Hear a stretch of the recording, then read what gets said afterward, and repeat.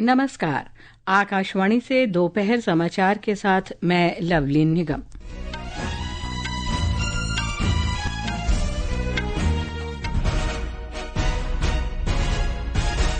प्रधानमंत्री नरेंद्र मोदी ने कहा, मणिपुर में विकास के लिए शांति सर्वोपरि। उन्होंने सभी संगठनों से अपने सपनों को पूरा करने और अपने बच्चों का भविष्य सुरक्षित करने के लिए शांति के मार्ग पर चलने का आग्रह किया। प्रधानमंत्री नरेंद्र मोदी ने मिजोरम के आइजोल में बैरबी सैरांग नई रेल लाइन सहित 9,000 करोड़ रुपए से अधिक की कई विकास परियोजनाओं का उद्घाटन किया। प्रधानमंत्री ने कहा, पूर्वोत्तर देश का विकास इंजन बन रहा है। प्रधानमंत्री ने 3 नई एक्सप्रेस ट्रेनों सैरांग दिल्ली राजधानी एक्सप्रेस, सैरांग गुवाहाटी एक्सप्रेस और सैरांग कोलकाता एक्सप्रेस को भी हरी झंडी दिखाई। कर्नाटक के हासन जिले में गणपति विसर्जन जुलूस में एक टैंकर के टकराने से 9 लोगों की मौत। रूस के कैमाचाटका क्षेत्र में 7.4 तीव्रता का भूकंप, सुनामी की चेतावनी जारी की गई। बैडमिंटन में सात्विक साईराज रंकी रेड्डी और चिराग शेट्टी की जोड़ी हांगकांग ओपन के फाइनल में पहुंची और मुक्केबाजी में जैस्मीन लेम्बोरिया और नुपो श्योरान ने ब्रिटेन के लिवरपूल में विश्व चैंपियनशिप के महिला वर्ग के फाइनल में प्रवेश किया। अब समाचार विस्तार से। प्रधानमंत्री नरेंद्र मोदी ने आज मिजोरम की राजधानी आइजोल में 9,000 करोड़ रुपए से अधिक के विभिन्न विकास परियोजनाओं का वर्चुअल माध्यम से शिलान्यास और शुभारंभ किया। ये परियोजनाएं रेलवे, सड़क मार्ग, ऊर्जा और खेल सहित विभिन्न क्षेत्रों से जुड़ी हुई हैं।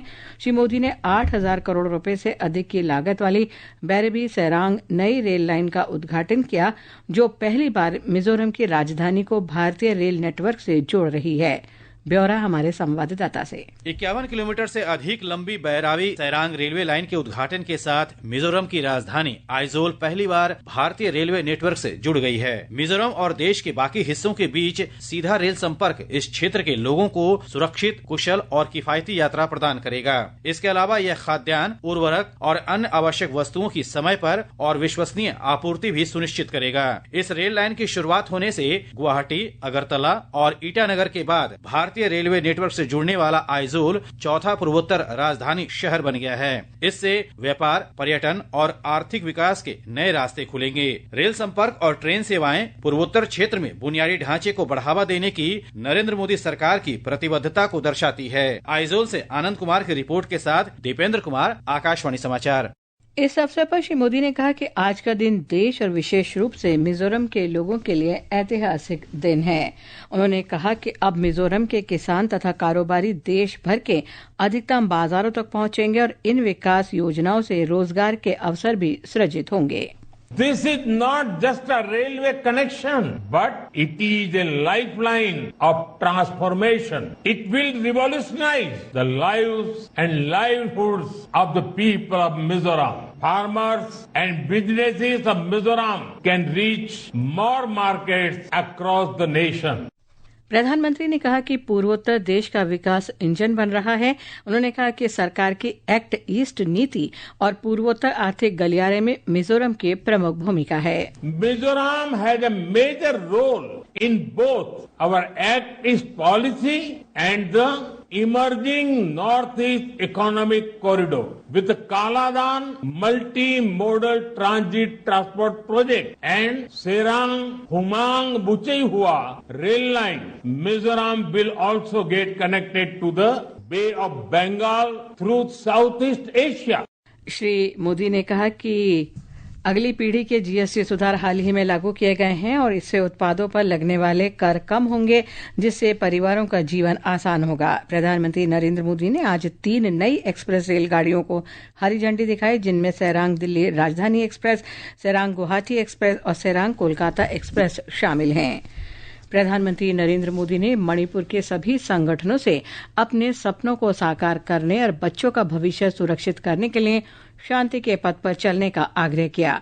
वे आज मणिपुर में एक जनसभा को संबोधित कर रहे थे। मणिपुर की ये धरती, ये क्षेत्र आशा और उम्मीद की भूमि है, लेकिन दुर्भाग्य से हिंसा ने इस शानदार इलाके को अपनी चपेट में ले लिया था। मैं सभी संगठनों से अपील करूंगा कि शांति के रास्ते पर आगे बढ़कर अपने सपनों को पूरा करें, अपने बच्चों के भविष्य को सुनिश्चित करें। और मैं आज आपको वादा करता हूं, मैं आपके साथ हूं। प्रधानमंत्री ने आज मणिपुर के चूड़ाचांदपुर में 7,300 करोड़ रुपए से अधिक की 19 विकास परियोजनाओं की आधारशिला रखी। इस वर्ष स्वतंत्रता दिवस के अवसर पर लाल किले की प्राचीर से प्रधानमंत्री नरेंद्र मोदी ने दिवाली तक जीएसटी सुधारों के अगले पीढ़ी की घोषणा की। आज हम कर मुक्त वस्तुओं के लिए सुधारों पर एक नजर डालते हैं। एक रिपोर्ट।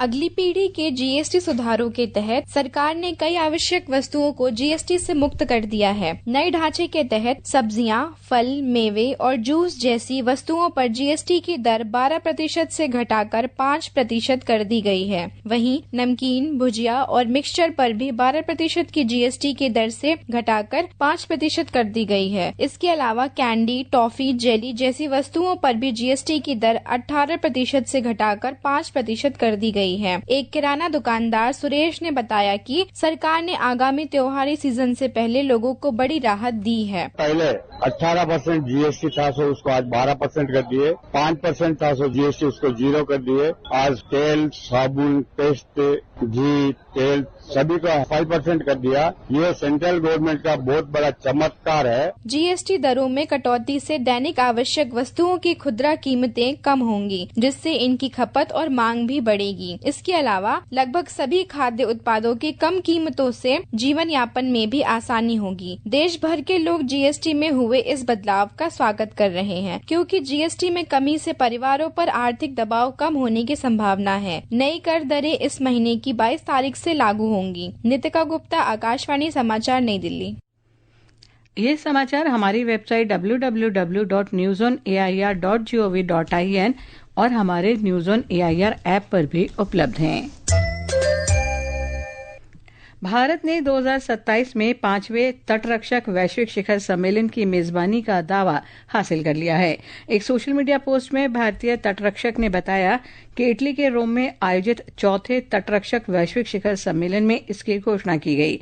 भारतीय तटरक्षक के महानिदेशक परमेश शिवामणि के नेतृत्व में भारतीय दल ने इस सम्मेलन में भाग लिया। सम्मेलन में 115 देशों और संगठनों ने वैश्विक तटरक्षक सहयोग पर चर्चा की। वर्ष 2027 में चेन्नई में तटरक्षक वैश्विक शिखर सम्मेलन के साथ ही भारतीय तटरक्षक स्वर्णिम जयंती मनाई जाएगी, जिसमें बेड़े की समीक्षा और विश्व तटरक्षक संगोष्ठी होगी। सूचना और प्रसारण राज्य मंत्री एल मुरुगन पंजाब के रूपनगर जिले में बाढ़ की स्थिति का जायजा लेने के लिए आज राज्य के दौरे पर हैं। वे समीक्षा बैठक से पहले सतलुज नदी के पास के प्रभावित गांवों का दौरा करेंगे और बाढ़ पीड़ितों से भी मिलेंगे। इससे पहले उपभोक्ता कार्य, खाद्य और सार्वजनिक वितरण राज्य मंत्री बनवारी लाल वर्मा ने कल गुरदासपुर और लुधियाना के बाढ़ प्रभावित गांवों का दौरा किया था। श्रम और रोजगार राज्य मंत्री शोभा करंदलाजे ने भी उनके साथ थीं। उन्होंने प्रधानमंत्री के इस संकल्प को दोहराया कि केंद्र सरकार संकट की इस घड़ी में पंजाब के साथ है और हर संभव सहायता प्रदान की जाएगी। मौसम विभाग ने कल तक पूर्वोत्तर राज्यों बिहार, बंगाल, तेलंगाना और उत्तराखंड के कुछ स्थानों पर मूसलाधार वर्षा का अनुमान व्यक्त किया है। विभाग ने आज हरियाणा, चंडीगढ़, हिमाचल प्रदेश, आंध्र प्रदेश, छत्तीसगढ़, मध्य प्रदेश, तटीय कर्नाटक, कोंकण और गोवा, मध्य महाराष्ट्र, ओडिशा और विदर्भ में भी तेज बारिश की चेतावनी दी है। कर्नाटक के हासन जिले में गणपति विसर्जन के लिए जा रहे जुलूस में एक टैंकर लॉरी के टकरा जाने से 9 लोगों की मौत हो गई। मौसले होसल्ली में एक टैंकर लॉरी ने लापरवाही से गणपति विसर्जन जुलूस में टक्कर मार दी। कर्नाटक के मुख्यमंत्री सिद्धरामैया ने मृतकों के प्रति शोक व्यक्त किया है और शोक संतप्त परिवारों के प्रति संवेदना व्यक्त की। उन्होंने प्रत्येक परिवार को 5 लाख रुपए का मुआवजा देने की घोषणा की। ये समाचार आकाशवाणी से प्रसारित किए जा रहे हैं। ताज़ा समाचार जानने के लिए आप हमारे social media handle X @AIR news Hindi को फॉलो कर सकते हैं। रूस के कैमाचटका क्षेत्र के पूर्वी तट के पास आज सुबह तेज भूकंप के झटके महसूस किए गए। रिएक्टर स्केल पर इसकी तीव्रता 7.4 मापी गई। भूकंप के बाद कैमाचटका क्षेत्र के स्थानीय अधिकारियों ने सुनामी की चेतावनी जारी की है। पूर्वी अफगानिस्तान में आए विनाशकारी भूकंपों के बाद संयुक्त अरब अमीरात की सहायता पोत 2500 टन मानवीय सहायता लेकर रवाना हुआ। राष्ट्रपति शेख मोहम्मद बिन जायद अल नहयान के निर्देश के बाद ये पोत अबू धाबी से रवाना हुआ। ये सहायता वैश्विक स्तर पर तत्काल मानवीय जरूरतों को पूरा करते हुए क्षेत्रीय शांति और स्थिरता को बढ़ावा देने के संयुक्त अरब अमीरात के मूल्यों के अनुरूप है।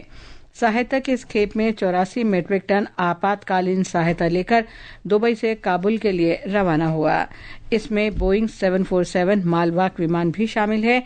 इस विमान को भूकंप से प्रभावित लगभग 7,30,000 लोगों की सहायता के लिए डिजाइन किया गया है। और अब खेल जगत से ताजा खबरें लेते हैं निखिल कुमार से। लवलीन सात्विक साईराज रैंकी रेड्डी चिराग शेट्टी की जोड़ी ने हांगकांग ओपन बैडमिंटन टूर्नामेंट के फाइनल में प्रवेश कर लिया है। भारतीय खिलाड़ियों ने आज सुबह सेमीफाइनल में चीनी ताइपे के चेन चेंगकुआन और लिन बिंगवेई को 21-17, 21-15 से हराया। खिताबी मुकाबले में अब उनका सामना विश्व की नंबर 3 जोड़ी चीन के लियांग वेई केंग और वांग चांग से होगा। और अगर हम पुरुष सिंगल सेमीफाइनल की बात करते हैं तो आज शाम लक्ष्य सेन का सामना चीनी ताइपे के चो तिएन चेन से होगा। लक्ष्य ने कल क्वार्टर फाइनल में भारत के ही आयुष शेट्टी को 21-16, 17, 21, 21-13 से हराया था। इस बीच एशिया कप क्रिकेट टूर्नामेंट में लवलीन श्रीलंका आज अबू धाबी में शेख जायद स्टेडियम में ग्रुप बी में बांग्लादेश के साथ अपना पहला मैच खेलेगा। बांग्लादेश ने अपने पहले मुकाबले में बृहस्पतिवार को हांगकांग को हराया था। प्रतियोगिता में कल ग्रुप ए में पाकिस्तान ने दुबई इंटरनेशनल स्टेडियम में ओमान पर 93 रन की जीत दर्ज की थी। अब सबकी निगाहें कल होने वाले ग्रुप ए के उस मैच पर है जिसमें चिर प्रतिद्वंदी भारत और पाकिस्तान आमने सामने होंगे। और लवलीन उधर जापान के तोक्यो में आज से शुरू हुई 20वीं विश्व एथलेटिक्स चैंपियनशिप में आज शाम पूजा